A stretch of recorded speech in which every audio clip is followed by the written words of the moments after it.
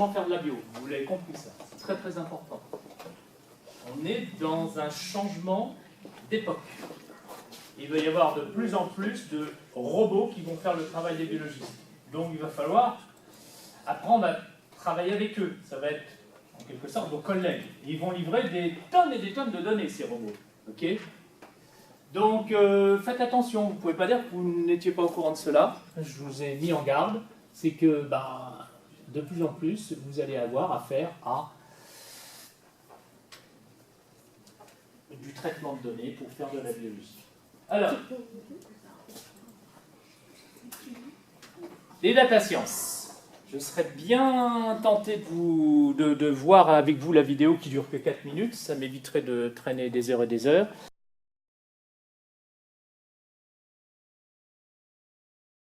Je vais vous parler du big data très rapidement.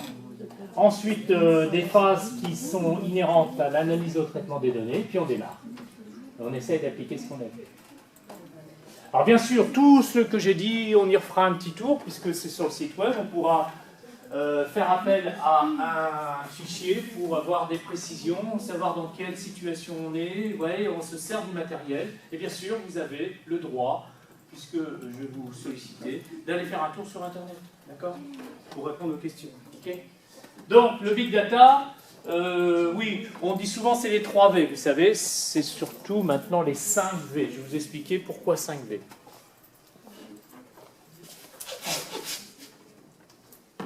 Voilà, donc le big data, c'est quelque chose qui est très difficile à définir. On va dire que c'est un ensemble de données qui ne peut plus être géré d'une façon rationnelle par un être humain ou un seul ordinateur. Donc ça dépasse l'entendement. Ça veut tout dire et rien dire, d'accord ? Avec le big data, on sait qu'on a des données, mais on ne sait pas ce qu'on peut vraiment en tirer. Donc on va faire de la fouille, on va regarder ça dans tous les sens, on va essayer de trouver de nouveaux outils qui vont nous permettre d'analyser ces données-là, et ces données vont être structurées et non structurées, ordonnées, non ordonnées, on les prend telles qu'elles sont, et l'idée c'est que plus on a de données, plus on aura trouvé une information cohérente sur ces données. Alors c'est un petit peu antinomique ça, hein, parce que normalement ça ne devrait pas être le cas. C'est-à-dire que maintenant les aficionados du big data disent voilà, on n'a plus besoin de travailler sur des échantillons, on travaille sur des populations entières et basta. Bon, alors en exemple de big data,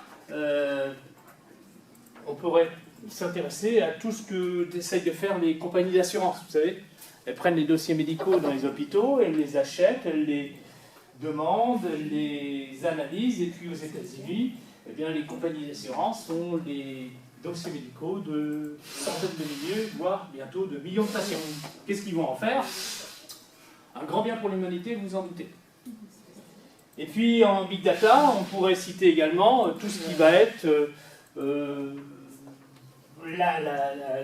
le fait traditionnel des sciences. On peut parler par exemple de la génomique, on peut parler de la météo. Vous voyez que le big data, c'est quelque chose qui est très difficilement, qui n'est pas facile à définir, mais qui concerne un ensemble de données plus ou moins importantes qui vont dépendre d'un tas de paramètres. Et c'est pour ça que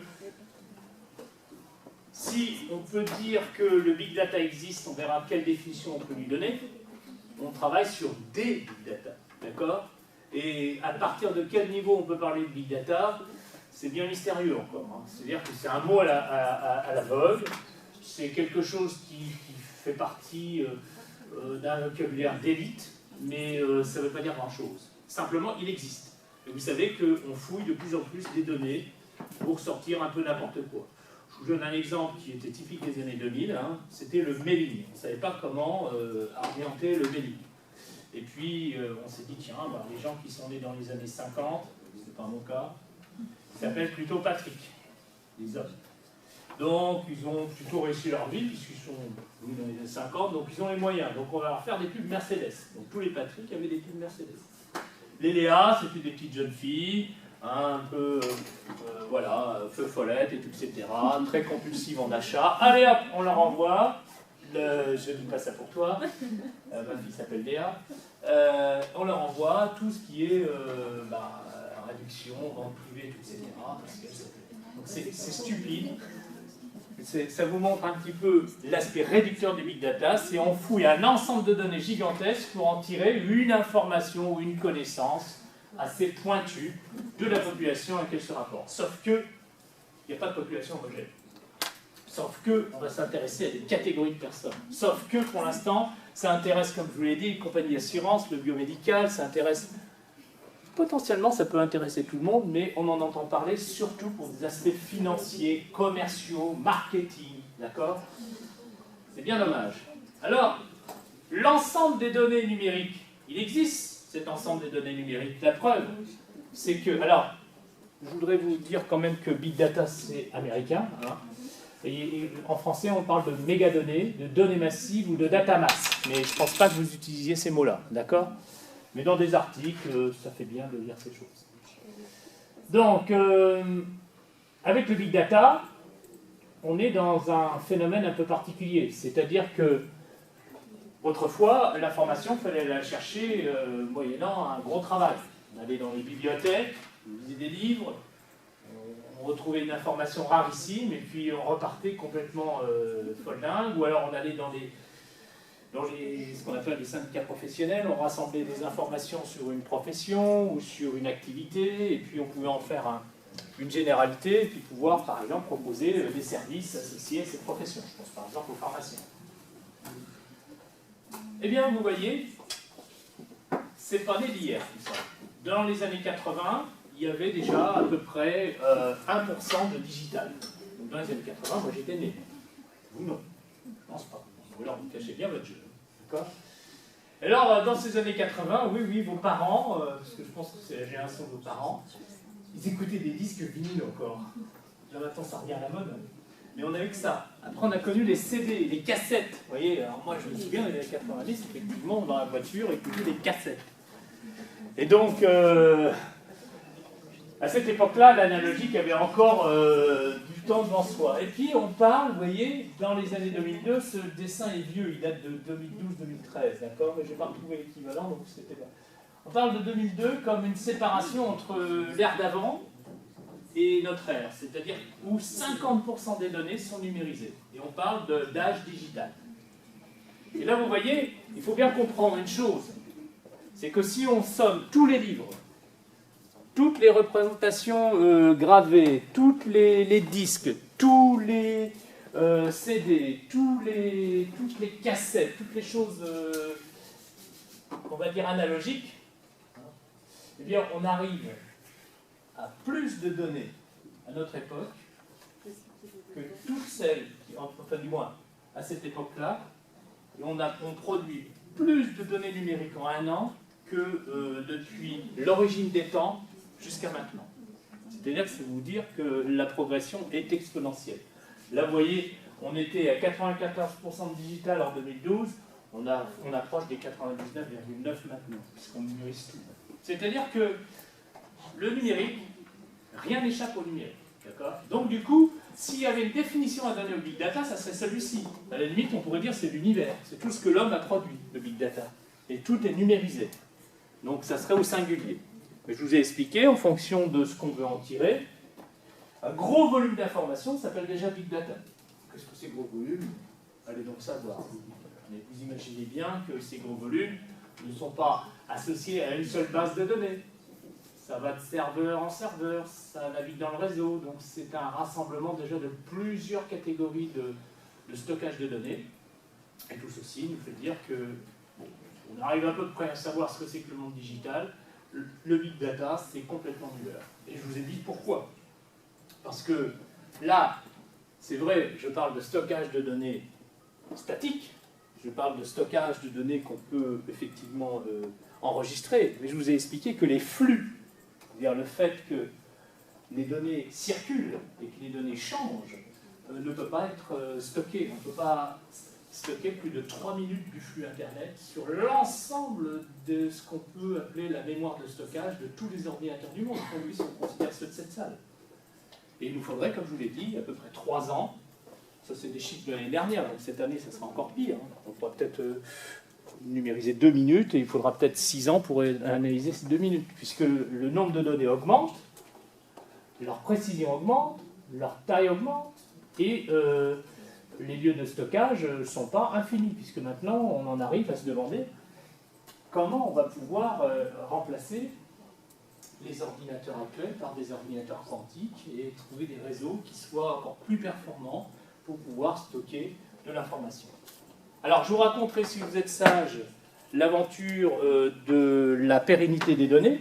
Vous verrez que les données les plus pérennes ne sont pas les données numériques, et ça nous met quand même devant le fait suivant, c'est que si on veut prévenir les futures générations, par exemple, de l'enfouissement de déchets nucléaires, c'est pas avec des disques durs qu'on va s'en sortir.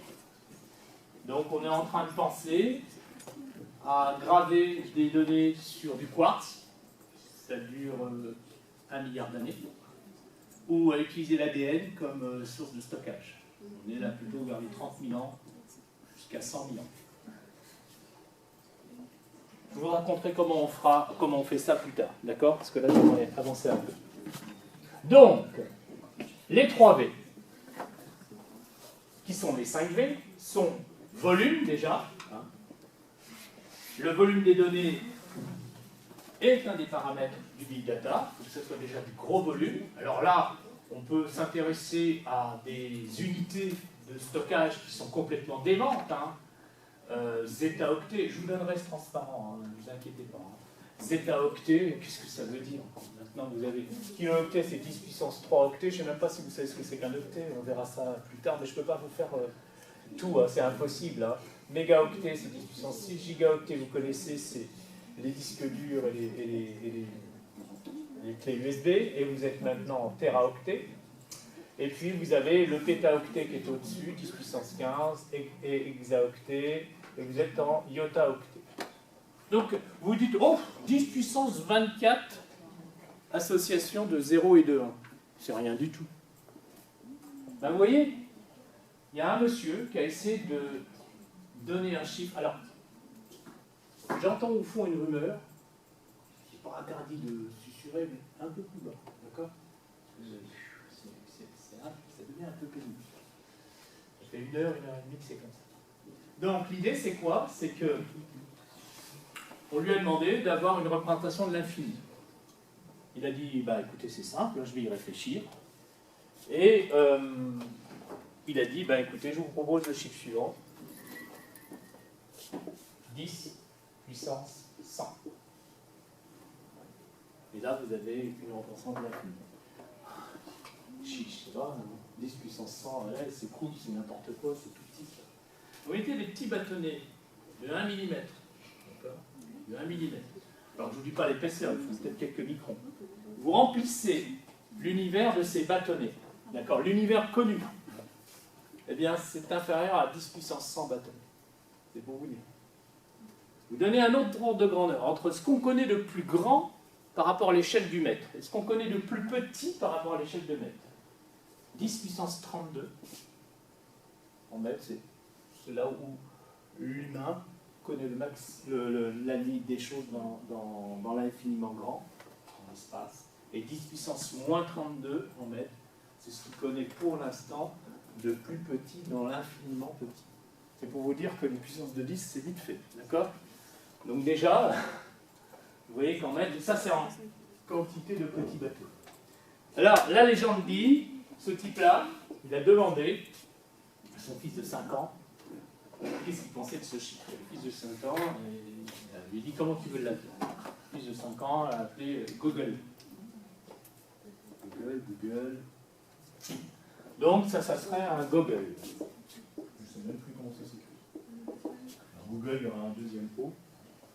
Tout ça, c'est de la légende geek. Il faut savoir des légendes geeks, comme ça fait bien aussi. Il n'y a pas que de l'histoire, il y a aussi de l'histoire geek. C'est important. Si vous ne savez pas comment s'appelaient les premiers jeux vidéo, vous êtes à plaindre, hein, d'accord, hein, ouais, d'accord. Okay. Vous n'avez jamais joué à la brique, hein, le café quand vous aviez 20 ans, il y avait que ça. Hein. Bon.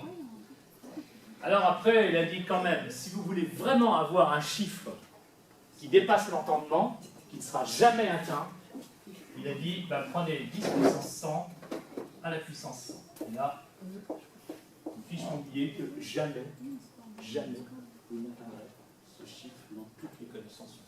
C'est pour vous dire que tout est limité, hein, même les ressources. Vous savez bien que ça fait des années qu'on dit qu'il faudrait à peu près 9 planètes pour subvenir aux besoins d'une population composée uniquement d'Américains et 6 planètes pour un Européen, pour une population composée uniquement d'Européens. Donc ça va venir. Et vous voyez que ça nous montre que rien n'est infini, rien n'est illimité, rien n'est comment dirais-je, confiné dans un espace particulier. Et finalement, vous voyez que le iota hectée, ça reflète la capacité actuelle de tous nos ordinateurs. Et il faudra bien qu'à un moment donné, la matière puisse subvenir à ses besoins croissants, puisque l'année prochaine, ça sera 10 puissance 25, voire même 10 puissance 26, 100 fois plus. Rien qu'en un an. C'est-à-dire que là où on va. Donc oui, le big data existe dans la notion de volume, mais on va dire que oui, il y a tellement de paramètres qui gouvernent cette planète, cet univers, mais on ne pourra jamais l'atteindre, on ne pourra jamais le modéliser, on ne pourra jamais l'écrire dans des ordinateurs. Ça, vous en avez conscience de ça? Que le big data, c'est une réalité utopique, existante, mais jamais atteignable. D'accord? Pourtant, on pourrait dire que la Terre est finie, donc tout est collectionnable, on pourrait très très bien l'imaginer. Ben non, on ne peut pas avec les ordinateurs. Il faudra inventer une nouvelle technologie. Vélocité. D'accord? Eh bien, les données transitent à très haute fréquence. Donc, ce n'est pas seulement une histoire de volume pour faire du big data, mais c'est une histoire de fréquence. C'est-à-dire qu'on va travailler sur du temps réel. Si on travaille sur du temps réel, c'est qu'on ne pourra plus, comme je vous l'ai dit, avoir la possibilité de stocker tout ce qui s'est passé dans le temps. On va en faire des résumés. On résumera par des moyennes, des écarts types, des distributions, des lois, des formules mathématiques, ce qui s'est passé, mais on n'aura plus une vision globale de toutes les données. Donc les données seront effacées pour faire place à d'autres données. C'est d'accord? Ensuite, variété. Eh bien, les données ne sont pas spécifiquement associées à un type particulier ou à une catégorie d'informations ou des catégories particulières. C'est que c'est très varié et on ne fait aucun a priori sur la nature des données. Donc ça, c'est un véritable défi parce que on va avoir des données qui vont être dites brutes, des données semi-structurées, des données totalement structurées. Et vous savez qu'au moment de les analyser, les données sont forcément structurées parce qu'on ne peut pas dire des choses si on n'a pas des lois, des variables, comme je vous l'ai dit, qui peuvent représenter ces données. Les mathématiques, effectivement, prennent le relais là-dedans. C'est-à-dire qu'il n'y a pas qu'une vision statistique, comptable des choses. Il y a aussi une vision de modélisation et des mathématiques à inventer aussi. Bon, et puis je vais rajouter deux V qui ne sont pas là, parce que je n'ai pas eu le temps de refaire le transparent. C'est véracité et valorisation. Je vous en ai parlé de la valorisation. On ne fait pas du big data pour le plaisir, on ne fait pas du big data malheureusement pour l'humanitaire ou pour l'humanisme. On fait du big data parce que ça rapporte. Donc on valorise les données. Ça rapporte déjà en connaissances, pas forcément en argent. C'est qu'on les valorise déjà en connaissances et ces connaissances vont servir à améliorer un modèle ou au contraire à prendre des décisions. N'oubliez pas que les statistiques sont un outil d'aide à la décision. C'est rien de rigoureux. On prend des risques. Il n'y a rien d'exact dans les statistiques. Eh bien, en data science, ou data analysis, c'est pareil. On prend des risques. Le visage, que je vous disais là, tout à l'heure, il n'est pas forcément reconnu à 100% des cas. Il y a quelques erreurs.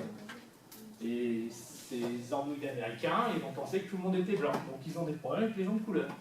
Vous avez entendu cette polémique. C'est-à-dire qu'on reconnaît les visages. Oh, comme par hasard, on avait mis des blancs dans la reconnaissance de visage. Voilà, donc on a des problèmes. Donc ça vous dit que les choses sont quand même toujours à revoir au niveau de la valorisation et qu'on a des erreurs associées à cette valorisation. Véracité. Eh bien, si vous ne savez pas d'où vient votre source de données, si vous ne savez pas si vous pouvez en avoir confiance, si vous ne savez pas si cette mesure que vous avez faite est précise ou est associée à une certaine erreur, vous allez tomber de haut, parce que vous allez arriver à accumuler des biais et finalement à sortir rien de votre analyse, surtout si vous en avez beaucoup.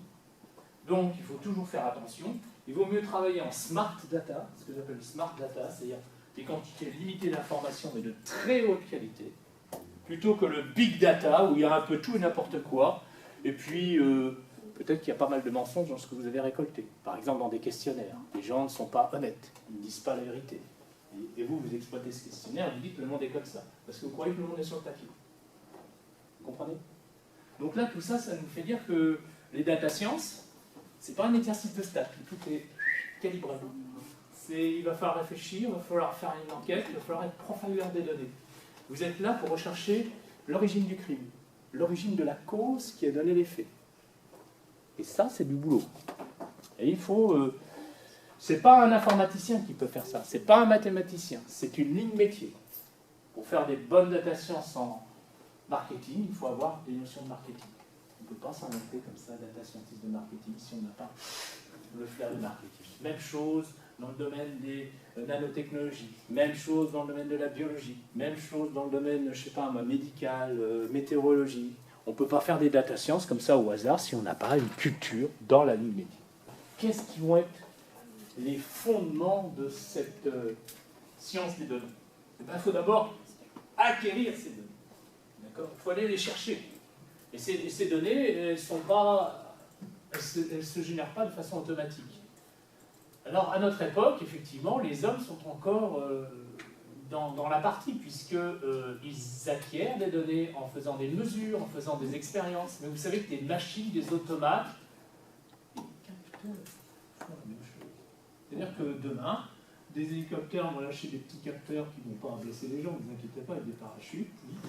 Ils vont mesurer l'humidité tous les X km², le pH des sols, voir l'impact de la pollution là-dessus. Et puis tout ça, ça va générer du big data qui va être envoyé dans un satellite qui va prendre le relais pour alimenter une base de données et un serveur. Et tout ça doit être analysé. Donc l'origine des données est vraiment multiple. Et de plus en plus, les choses se font automatiquement. Mais, comme vous l'avez lu, ça transite toujours par quelque chose qu'on va utiliser, c'est-à-dire des fichiers. Et ces fichiers vont être organisés en lignes et en colonnes. Et on va essayer de comprendre qu'est-ce qui va être une ligne, qu'est-ce qui va définir une ligne, qu'est-ce qui va définir chacune des colonnes. Alors, je vous le dis tout de suite, en général, on met dans une ligne toutes les informations concernant un individu, ligne individu, une mesure, une série de mesures, sur un cas donné, sur un individu ou un objet donné. Et les colonnes correspondront à différentes mesures qu'on a faites sur certains individus, ou catégories d'informations, ou d'observations, ce qu'on peut appeler des variables. D'accord ? Par exemple, prenons un être humain, prenons l'individu 152, on va s'intéresser à sa taille, à son poids et à son sexe. Donc on aura 3 colonnes pour l'individu numéro 152. D'accord ? Ces 3 colonnes sont associées à des variables 2 qui sont quantitatives continues, vous les avez reconnues, c'est le poids. Nous parlons plutôt de masse, hein. C'est la différence entre poids et masse. Hein. Mais on appelle ça le poids de façon vulgaire, et la taille, et la troisième catégorie étant le sexe. Bien, ces fichiers sont non formatés, c'est-à-dire qu'on a trouvé un langage universel qui est le latin non accentué, qui s'appelle la norme ASCII, alors c'est vieux, ça date des années 50, hein. Et dans ASCII, vous avez American Standard, je ne sais plus ce que c'est, Communication, Interaction, Interface, un truc comme ça. Donc vous avez pour le standard américain. C'est pas mal, hein, quand même. Donc ils sont passés par là, ils ont défini un standard, et c'est comme le jeu du baccalauréat. À tel code correspond telle lettre. Par exemple, 63 code pour la lettre A, majuscule. D'accord ? Et ça, c'est très léger.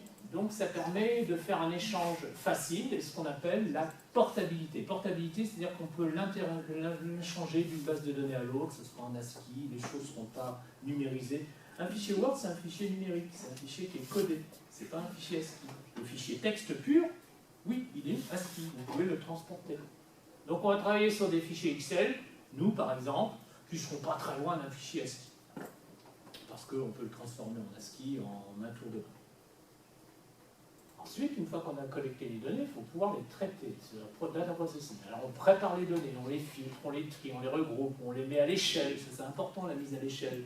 Quand vous faites des données sur plusieurs échantillons, peut-être que les conditions expérimentales ne sont pas les mêmes. Il va falloir faire appliquer un facteur d'échelle. Sinon, vous avez droit à la catastrophe si vous faites une analyse globale des choses. Et puis, vous allez mettre le maximum de renseignements associés à cette manip. Tout ce qui peut être mis dans les colonnes va nous servir à l'interprétation de ces données. C'est important. D'où ça vient, qui était l'expérimentateur, quelle était la date, quel était le temps, la pression atmosphérique, etc. Et tout ça va pouvoir être ensuite analysable. Et c'est dans cette dernière partie que les statistiques interviennent. D'abord, on fait une description des choses. Alors, grâce à la vidéo statistique descriptive que je vous ai laissée, vous verrez que des graphes, des tableaux, des paramètres, on en a parlé, vont pouvoir nous aider à décrire cette masse d'informations. Plus elle est petite, cette masse d'informations, plus c'est malléable et maîtrisable. Plus elle est grosse, et plus on va avoir des outils un peu particuliers pour représenter ces données en big data. On est sur Hadoop, on est sur des choses où ça clignote dans tous les sens, il y a plein de couleurs. Il faut être un peu spécialiste pour pouvoir lire ça. Il y a des gens qui lisent un petit peu n'importe quoi, comme dans le bar de café là-dedans, parce qu'ils ne comprennent rien. C'est n'importe quoi. Aujourd'hui, c'est Hadoop, demain, ça sera autre chose. Vous générez du big data, vous avez des métadonnées. Donc, vous avez des méta-interprétations. Vous livrez ça à Google. Vous savez que Google a pas mal de... Google, Facebook, Twitter ont des plateformes d'intelligence artificielle. Vous livrez vos données et ils vous expliquent ce qu'il y a dedans. C'est génial. C'est le monde selon Google. Si vous voulez être comme ça, tant mieux. Mais moi, je ne vous forme pas pour ça. Vous êtes là à contrôler, à comprendre que, effectivement, les outils qui vont intervenir sont des outils qui seront plus ou moins faciles à maîtriser. D'accord? Et nous, on va travailler sur ces aspects-là. Traitement et analyse des données. Et on parlera de la façon dont ça a été collecté, puisqu'il va y avoir des répercussions de la collecte des données sur la qualité du traitement et sur la qualité de l'analyse, donc la valorisation des données. Vous avez déjà? C'est tout ce qu'on ne vous apprend pas quand vous faites des tests T. Pourtant, derrière un test T, il y a déjà une analyse assez fine des choses. Est-ce que ça a marché? Est-ce que ça n'a pas marché? Entre guillemets.